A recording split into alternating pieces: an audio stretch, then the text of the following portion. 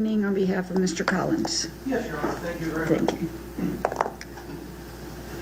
Good morning, ladies and gentlemen. As I introduced myself to you yesterday, my name is Tom Flagg. I'm an attorney. I have been practicing law for, believe it or not, I guess 48 and a half years now. And I have the opportunity, well, first of all, I have the privilege of representing Mr. Miles Collins. Okay? I'm not going to stand up here and tell you that Miles Collins is not a good person. He is a good person, okay? But I'm here to give you what is called an opening statement at this point. And as Mr. Lewis alluded to the fact, an opening statement is simply a coming attraction of what we expect the evidence to show. In closing argument, all of the attorneys will have the opportunity to stand up and try to connect one fact up with another and ask you to draw conclusions. I'm not asking you to draw conclusions. I'm simply here to discuss what it is that the evidence is going to show, and more importantly, what the evidence is not going to show in regard to Miles Collins. Understand, each of us, all three of the attorneys, represent our individual clients. I am here on behalf of Mr. Collins. I am not here on behalf of Mr. Hewlett. I am not here on behalf of Mr. Booker. I am not going to be attempting to assist the prosecution in convicting those two individuals, but I am here focused on Mr. Collins and what the state can show, and quite frankly, what the state cannot show. Now, there are essentially 45 counts of the indictment. You have heard 15 of them read. There are 15, but 15 times 3, because there are 3 defendants, is 45. So ultimately, in resolving this case, when you deliberate, you will have to issue a verdict 45 different times. That is going to require all of you to pay attention to all of the evidence that is elicited in this courtroom. All 3 of the attorneys, as well as the prosecutors, are experienced and have a pretty good idea of what we are doing. We will not be asking questions simply to play to the camera. We will be asking questions for a specific purpose. I am going to ask you to take notes, or at least pay very close attention during this course of the trial, because ultimately this case is going to be resolved based on the details and the evidence which is produced. Now let me say this up front. Bradley Coleman, the victim in this case, is an innocent victim. He was doing nothing wrong back on July the 10th of 2022. He was at a quick trip at about 12:38 in the afternoon on a nice sunny day, putting air in his tires. This is in Peachtree Corners, a relatively nice area of Gwinnett County. He was minding his own business. Someone attempted to steal his car. Because of a confluence of events, because things went wrong, somehow or another, that did not happen. He became aware of the fact that someone was attempting to steal his car. He sought to intervene. A struggle ensued, and he wound up being shot. He was shot 1 time. There was one individual who fired the shot, one individual who fired only that one shot. Again, I am not here to assist the prosecution, but I can tell you beyond all doubt, and this is even beyond the reasonable doubt, that my client, Miles Collins, had nothing to do with the actual shooting of Bradley Coleman. The state will introduce absolutely no evidence to suggest or even argue that he had anything to do with possessing a gun, with getting out of a car, or with firing a shot which killed the victim. Now, understand this. We expect the evidence is going to show that the intent of whoever was in the car was to steal another person's car, to get Mr. Coleman's car. Mr. Coleman was not in his car when whoever it is got into the car and attempted to drive it off. Mr. Coleman was in fact leaning down, putting air in his tires. We expect the evidence will show that originally he would have been unaware of the fact that someone was attempting to steal his car. No one, and the evidence is going to show this fairly conclusively, no one was intending to confront him with a gun. No one was attempting to take his car by force. What was intended was instead a surreptitious, a stealth act. Let's go ahead and steal this guy's car before he is even aware of it and drive off. Now, so you're going to have a number of questions you're going to have to resolve in this particular case. First off, who is it who's involved in the commission of these offenses? And secondly, if you are satisfied that any of the three defendants are involved, to what extent are they involved, and to what extent does their involvement make them guilty of the crimes with which they are charged? That's ultimately going to be the issues in the case. Now let's talk about the first category of issues first. How is it that they know that my client, Miles Collins, is guilty of the crimes with which he is charged? Mr. Lewis has already stood before you and basically told you you're going to hear certain things, you're not going to hear certain things. He is absolutely correct when he tells you that the bottom line is that the state of Georgia is not going to be able to conclusively demonstrate to you that the car that is seen in the video can be linked to any of these defendants. There is a car that can be linked to Mr. Booker and to Mr. Collins, but the bottom line is, can they demonstrate that that is the car involved in the commission of the crime? And again, you've seen the video. The video is not going to show the tag. There are going to be a number of people who are going to testify in this case. They were at the scene. They had an opportunity to observe the actions which occurred. They are not going to be able to identify the tag of this particular vehicle. Instead, the police are operating on certain assumptions that, quite frankly, this car must be the car that was involved. But quite frankly, ladies and gentlemen, when you deliberate amongst yourselves and determine whether or not the state has demonstrated beyond a reasonable doubt that these individuals were even involved to any extent whatsoever, you're going to have to do so. And to prove beyond a reasonable doubt does not mean they must have been the car involved. It means they actually have demonstrative proof that it was the car involved. Again, no eyewitness, no video at that scene is going to conclusively say this is the car that was involved. Okay?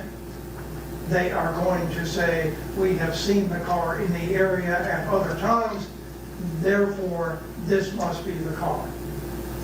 More importantly, they're going to offer conclusions as to the number of people who were in the car. Those conclusions are probably fairly valid, okay? There must have been at least 3 people in the car that was attempting to steal the other car. There was a driver, there was the person who got out of the car and into the Charger, and then there was the other person who got out of the passenger side of the car and apparently attempted to intervene when things went south. You have seen the video. Again, as Mr. Lewis said, the video is not going to be able to make you able to draw any conclusions specifically as to the identity of the individuals. At no point during the course of this trial, at no point whatsoever, will anyone come into this courtroom, look at Miles Collins, be asked to identify him and say, was Miles Collins the person at the scene? No one will make that testimony. No one will make that identification. The conclusion of the state, it must be, will be that Miles Collins was the driver of the car. Listen to the testimony of the individuals who were present. Listen to what they say about whether or not they are able to offer an opinion as to the ethnicity, as to the sex, as to the age of the physical characteristics of the individual who was driving the car. There will be virtually nothing. The video will not show it. No individual will show it. There will be nothing to show that Miles Collins was at that scene. Is there any identification? The answer is pure and simple. No, there is not. Now, that's what they got. There will be an individual There will be some testimony to suggest that someone was able to catch a glimpse of the tag. Although they were unable to get the tag number, they concluded it was from an out-of-state car. Okay? The car that the link to the defendants was rented from I will say a rental car agency, but it's not like Avis or Hertz. It's somebody who owned a couple of cars and had a relative go ahead or some friends go ahead and rent them kind of on the side. Okay? And the evidence will show that my client and Mr. Booker, in fact, did rent such a vehicle. That's it. Can they link that car conclusively to the scene? No. Now, the second issue you're going to have to resolve is what exactly transpired when things went south, because they clearly did. I mean, as I indicated to you, this was not an intent to cause anyone any sort of injury. You will be satisfied after hearing the evidence that whoever it was who was involved in the commission of this underlying offense did not intend to confront Mr. Coleman, did not intend to produce a firearm, did not intend to cause any sort of injury to him whatsoever. Instead, they wanted to get in the car, drive off, and get away. Because of the intervening facts, another individual having to pull his car in front of the car that was going to be stolen, that did not happen. And there was I think there was an actual collision between Mr. Coleman's Charger and his third car. That alerted Mr. Coleman, and Mr. Coleman, being aware of the fact of what was transpiring, went ahead and reacted. He is certainly entitled to react in that manner. As I have said, I am not suggesting in any way, shape, or form that Mr. Coleman is anything other than an innocent victim. He's put an air in his tires, for God's sake, at a quick trip in the middle of the afternoon. But the bottom line is, because there is that brief collision between these two vehicles, Mr. Coleman sees what's happening, gets into his car, and begins to struggle with the individual who is trying to steal his car. Mr. Coleman is not shot in his car. Mr. Coleman has a gun of his own. At some point, the evidence is going to show that Mr. Coleman, who carried that gun with him and had a holster for the gun, took that gun out of his holster. And in doing so, to some extent, upped the ante of the circumstances. The bottom line is, there was a struggle inside the car, but no shots were fired inside the car. At some point, one of the issues you will have to resolve amongst yourselves in deciding this case is who produced a gun first. Was it Mr. Coleman, or was it the individual who shot him? I am not sure you will be able to make a definitive decision in that regard. But there is no question Mr. Coleman had a gun. Now, the state stood up in its opening statement and suggested to you that whoever got into the car pulled Mr. Coleman out of the car and then summarily executed him. That's not what the evidence is going to show. Mr. Coleman was a big guy. He was an athlete, a former college athlete. He was still, I think he was under 30 years old, if memory serves. If he might have been 30, I think he was in his late 20s, but he was 6'5" at least, 210 pounds at least, and you saw the picture of him seated there in the state's opening. He was an athletic guy, he was a strong guy, he had played college sports. He was not capable of being pulled out of the car. I believe the evidence is going to show that Mr. Coleman, when he got out of the car, after the struggle, was actually pursuing whoever had been in the car. Whoever got in the car, when confronted by Mr. Coleman, was trying to get away. He was trying to flee the scene. Mr. Coleman was trying to prevent him from fleeing the scene. Mr. Coleman was not dragged out of the car. Mr. Coleman got out of the car. Mr. Coleman had his gun, And then when they were outside of the automobile, the two individuals, one with a gun, Mr. Coleman, the other, the guy who got in the car, who happened to have a gun himself, wound up exhibiting the guns to each other, and a shot got fired. This was a non-intended act. Now, in ultimately deliberating this case, you will have to resolve certain issues. You will have to resolve amongst yourselves who is it who fired the shot.